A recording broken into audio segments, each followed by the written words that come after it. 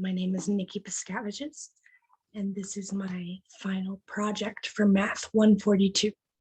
So for my first project for the class, I went over, I had to watch a video and learn about the United Nations Sustainable Development Goal. And I also learned a lot about the US Census. So the first census was conducted in 1790, including questions about gender, race, relationship to head of household, name of head of household, and the number of slaves owned. And during World War II, the census shared data, which led to the imprisonment of people of Japanese descent. So in my project one, my questions were, how am I going to reduce inequality? And what is disenfranchisement? In my idea, I believe to reduce inequality, we need to invest in social protection, healthcare, education, raise taxes for the wealthy, and prevent the monopoly of control. And disenfranchisement is not having rights or privileges, especially when it comes to voting. So my project two, I believe I posted the video online. I looked over different types of graphs, and I looked at the different data and how it was represented in these graphs. And I picked the ones that showed a correlation between mental health issues, substance abuse, and over the years, mental health problems have been increasing. So is obesity. Obesity has increased the most out of everything that was surveyed. And it was just crazy to me. So for this final project, I'm going to talk about the Sustainable Development Goal of the United Nations. So their goal is to reduce inequalities based on gender, disability, ethnicity, or sexual minority. They believe that inequality creates barriers to being able to fulfill your potential. They believe that all people deserve the same opportunities. And another term in sociology is conflict theory. So conflict theorists believe that education leads to more inequality. It's kind of interesting. So to fix this, we should need to address the problem and provide solutions.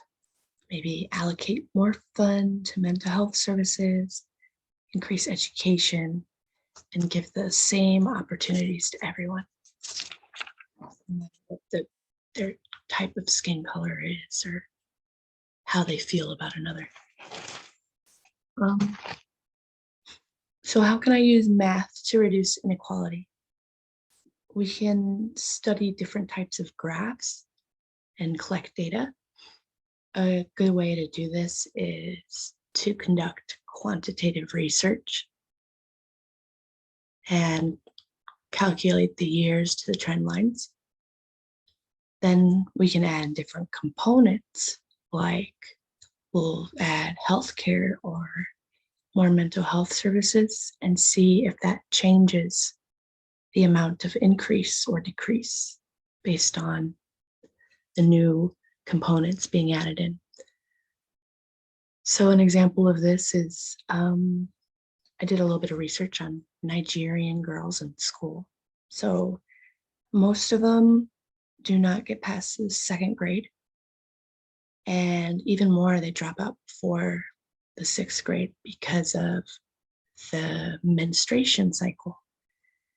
There aren't adequate bathrooms, and there's no hand washing stations.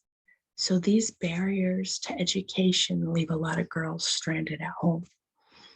If more women finish school, the economic wealth would increase by 1% each year in their country.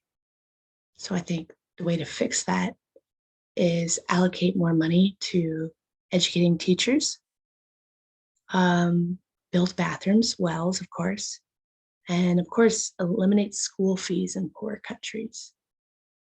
So these projects are important because the quantitative research provided and the data collected help us to understand inequalities in society as well as around the world. Solving these mathematical equations about trend lines and being able to understand the data helps us to create action plans in order to reduce social inequalities by allocating more funds and education in areas experiencing poverty to help provide education to the impoverished. This will increase the amount of minorities and mentally ill in college. Better education equals a better job. So the one thing I forgot to do in my project 2 was talk about different types of experiments or things I could do. So the increase in mental illness among the years can be caused by many factors.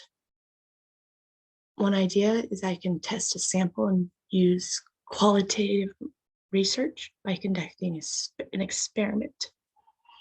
I can have 2 separate groups, people that are on medication and then people who are on a placebo. And my control group can be people who don't take anything at all. So for this one, I will be having them fill out questionnaires and surveys weekly about their different moods, their mood swings, how they ate, how they slept, all those different things. And then we could see if the medication is helping and if we should allocate more resources to mental health services. Another study on mental health I would like to do is, so I will have one group of people that are not on medication, another group of people with a mental health disorder that abuse substances, and another one, people on medication for their mental health. I would like to see how substance abuse affects mood swings and if it heightens disorders or if it helps them to calm down. Yeah, so that's my final project, my ideas.